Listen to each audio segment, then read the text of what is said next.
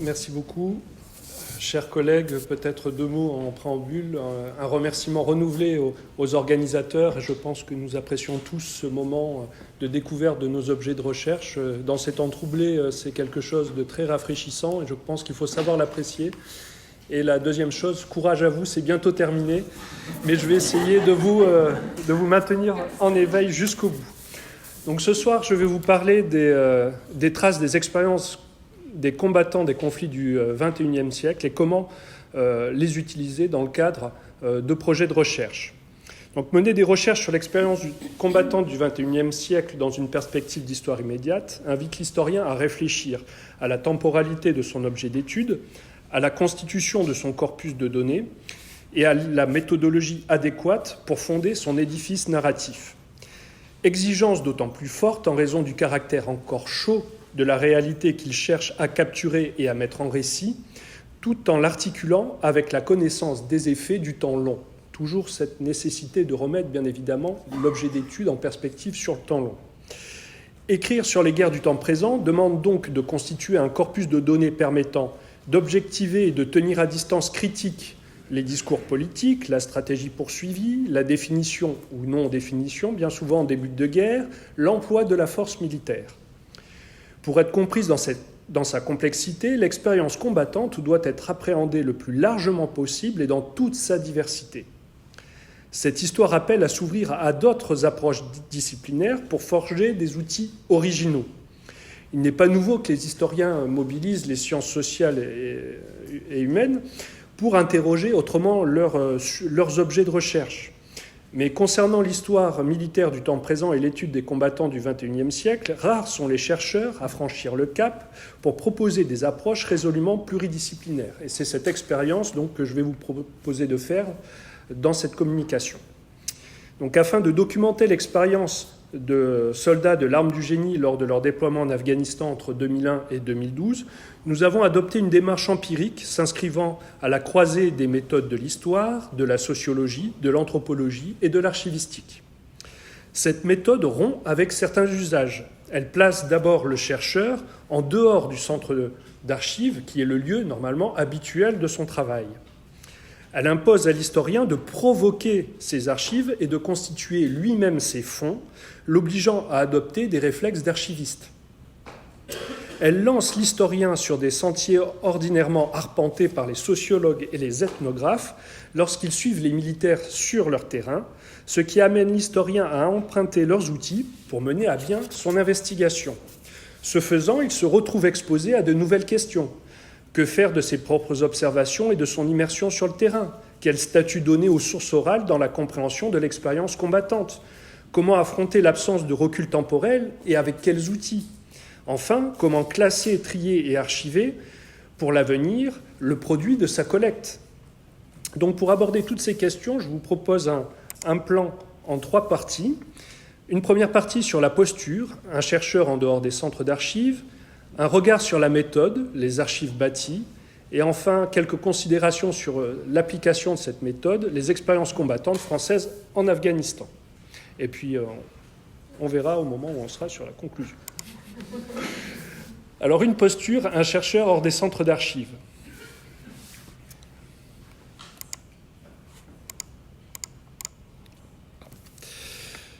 Écrire l'histoire des hommes et des femmes en guerre au XXIe siècle impose à l'historien de partir à la rencontre des témoins. Cette démarche aboutit à produire des données qui seront converties en archives au cours même de l'enquête. Il ne travaille pas à partir de fonds existants et déjà constitués par autrui, mais il construit lui-même le fonds qui constituera ses archives. Ce sont le périmètre du terrain, ses conditions d'ouverture, la méthodologie de collecte et le processus de recueil de données qui en déterminent le contenu. Contenu qui peut ensuite être déposé dans un centre d'archives dans un but de conservation, le tout dans le respect des lois et des réglementations en vigueur. Au cœur de cet appareil documentaire, les sources orales occupent une place particulière parce qu'elles participent à la définition même de ce que nous appelons l'histoire immédiate, une histoire vécue par l'historien ou ses principaux témoins, comme l'a défini dans son manuel notre collègue Soulet en 2010. Donc, Je vous propose une définition de ce que j'ai appelé les archives bâties, qui sont au cœur de cette méthode. Donc, les archives bâties sont la production d'un acteur constituant des fonds à partir d'une enquête de terrain permettant de réaliser un travail de recherche ou de répondre, c'est aussi le cas parfois, à une commande institutionnelle. Le chercheur est amené à élaborer ses propres archives, nécessitant l'application de méthodes rigoureuses pour être collectées, utilisées dans les travaux en cours et versées afin de pouvoir être mises à disposition d'autres chercheurs ou lecteurs, donc dans une optique claire de réutilisation des données de la recherche. Il travaille aussi en présence des témoins ou de leurs descendants, ce qui doit nécessiter une réflexion éthique sur l'impact de la collecte de données, ce que nous faisons quand même de manière très lacunaire en France, ce qui est beaucoup plus développé au Canada et ce dont nous devrions beaucoup plus nous inspirer, et aussi toute une phase de contractualisation pour pouvoir mettre en place les conditions d'utilisation, puis ensuite de dépôt des documents produits. Ces archives bâties permettent de recueillir une grande diversité de documents sur des supports très divers, alors le numérique bien sûr, mais aussi du papier, des photos, parfois des négatifs, des vidéos, des journaux intimes, des correspondances, énormément en tout cas de matériaux. C'est un recours aussi possible aux archives alternatives parce qu'ils permettent aussi de constituer des fonds sur les traces laissées par des hommes et des femmes minorisés ou invisibles. Et nous verrons que dans le cas de l'expérience combattante, cela se produit. Donc une approche pluridisciplinaire qui nécessite un vrai apprentissage pour l'acquisition des savoir-faire, mais aussi un savoir-être indispensable à la réalisation des enquêtes de terrain. La méthode des archives bâties.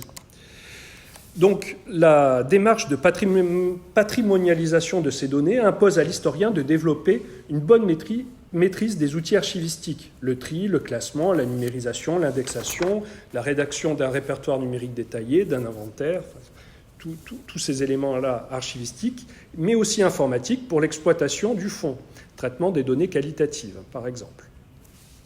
La collecte de l'expérience combattante de soldats contemporains, telle que nous l'avons mise en œuvre dans une démarche d'histoire du temps présent patrimonialisée, est divisée en 4 phases. La préparation de la collecte, la réalisation de cette collecte, le traitement et l'archivage, et enfin la valorisation des données recueillies qui dépend bien évidemment de la commande initiale.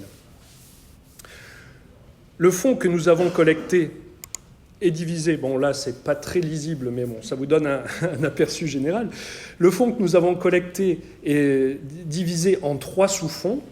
D'abord les archives orales, la collecte et la production de données, les archives complémentaires et les éléments sur la valorisation de la collecte. Les documents réunis comprennent des témoignages oraux, des données concernant les témoins interrogés et des archives personnelles. À l'instar d'une démarche sociologique consciente de l'engagement du chercheur dans la fabrique des données et attentive à l'objectivation de ses conditions de production, les sous-fonds intègrent des informations sur le collecteur et sur les conditions de réalisation de l'enquête du terrain. Donc, comme des tableaux de collecte et de production, les prises de notes que nous avons réalisées pendant la rencontre avec les témoins, des renseignements de type sociologique sur les témoins interrogés, etc. En intégrant les besoins du sociologue et de l'historien, les fonds s'enrichissent par des apports garantissant la pérennité des matériaux de recherche collectés et ensuite leur possible réutilisation.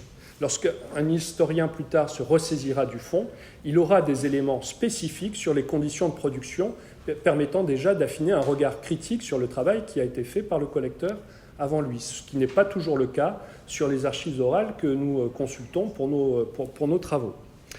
Le caractère précaire des documents numériques produits par leurs enquêtés dans le cours de leur activité importe particulièrement ici parce qu'il contraint à adapter la stratégie d'enquête. Photos, vidéos réalisées sur le champ de bataille, journaux personnels, documents de travail intermédiaires à la rédaction de documents officiels, courriels personnels, échanges en visioconférence, tous ces documents numériques, s'ils ne sont pas collectés à plus ou moins brève échéance et documentés avec les témoins, seront amenés à disparaître rapidement et de manière irrévocable. Donc cette disparition priverait les historiens de sources pour documenter la vie des combattants contemporains ou leur permettant de mieux interroger les archives publiques lorsqu'elles seront accessibles. Le début du XXIe siècle place le chercheur face à une rupture technologique, fruit de la révolution numérique et de l'avènement d'Internet.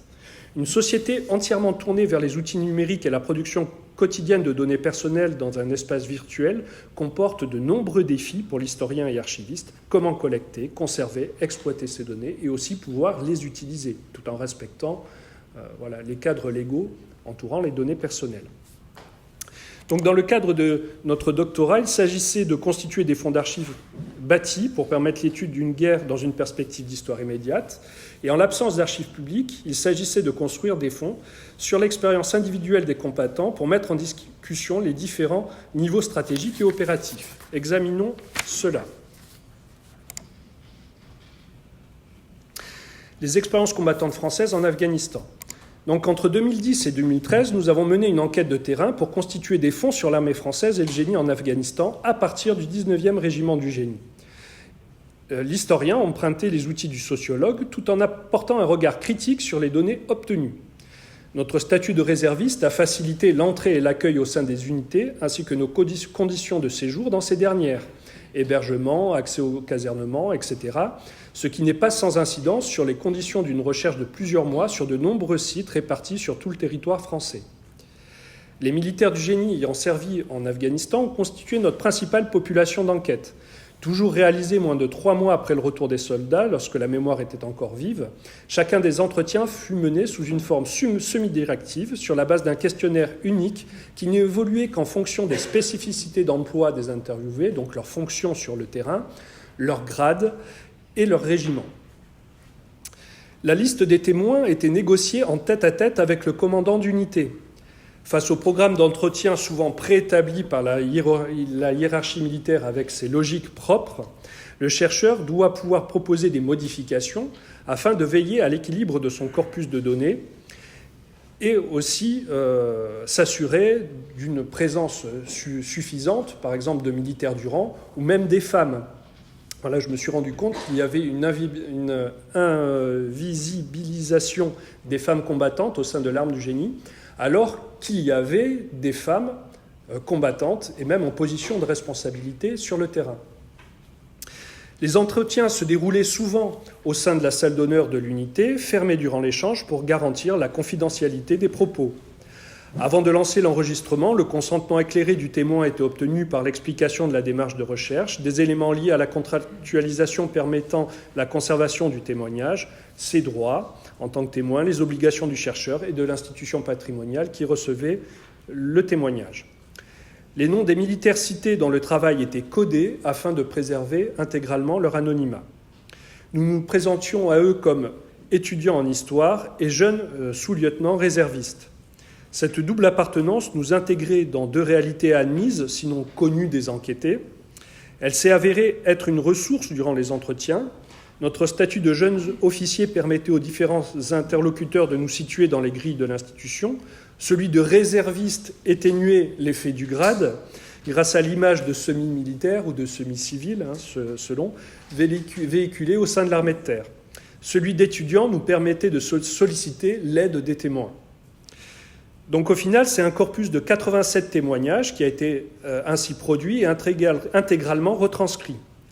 Le protocole juridique indispensable pour garantir l'utilisation des données collectées puis leur versement à l'institution patrimoniale n'a pas été sans effet.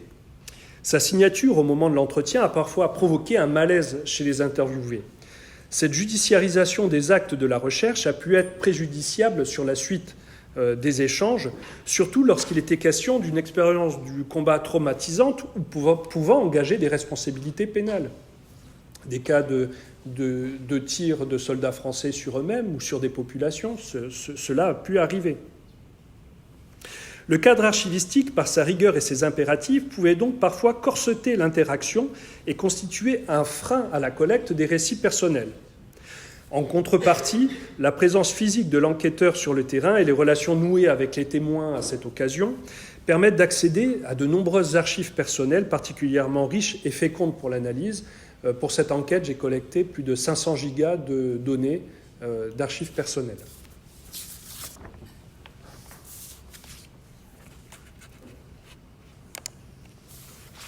Confronter les discours. Voilà.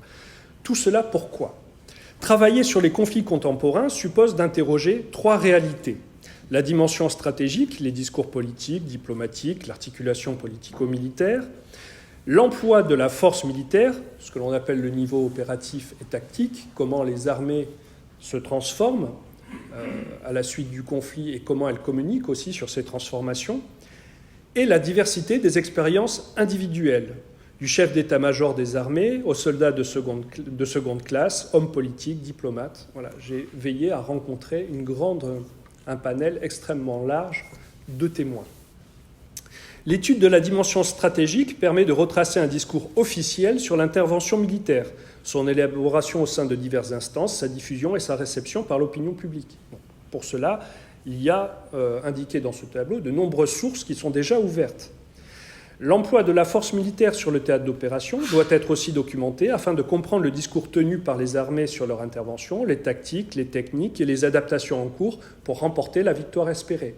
Et là, au sein des armées, nous avons aussi toute une littérature, entre autres liée au retour d'expérience ou à l'élaboration de doctrines, qui nous permet de comprendre un petit peu comment tout cela bouge et quels sont les moteurs de ces évolutions. Et enfin, les expériences individuelles et la reconstruction du point de vue du soldat interroge les narrations qui portent sur les dimensions stratégiques et sur l'emploi de la force militaire, dimension plus souvent privilégiée par les sciences politiques et particulièrement les relations internationales et les études stratégiques. La constitution de fonds d'archives sur l'expérience vécue permet d'engager véritablement le débat critique sur ce que faire la guerre signifie. Donc, pour être encore plus concret, nos travaux sur l'armée française en Afghanistan ont justement permis de mettre en lumière comment une rupture politico-militaire est survenue en septembre 2011 au plus haut sommet de l'État à propos de la nature des opérations à mener et comment cela s'est traduit et a pu être observé à l'échelle plus opérative à partir du point de vue de ceux qui étaient sur le champ de bataille. Face au trop grand nombre de tués en Afghanistan, le président de la République a décidé de faire cesser les opérations et d'accélérer le transfert de la zone de responsabilité française en Kapisa et en Surabhi à l'armée afghane. Quasi niée par la communication officielle, cette rupture est perceptible dans l'expérience vécue par les soldats, alors consignés dans leur base opérationnelle ou bloqués dans leur poste de combat isolé. Ils se posent alors la question du sens du sacrifice de leurs camarades, assistent au départ précoce du général qui commandait leur brigade, puis d'une compagnie de légions étrangères. Des opérations planifiées sont finalement annulées et régulièrement, ils subissent les tirs des talibans qui s'approchent de plus en plus de leur cantonnement. Donc retracer de manière fine cette expérience des soldats permet de mesurer les conséquences concrètes des décisions politiques et leur traduction sur le terrain. Cette conclusion à la présence des forces combattantes en Kapisa et en Surabhi fait peser de lourdes interrogations sur la validité même de la stratégie de ce que nous appelons la contre-insurrection.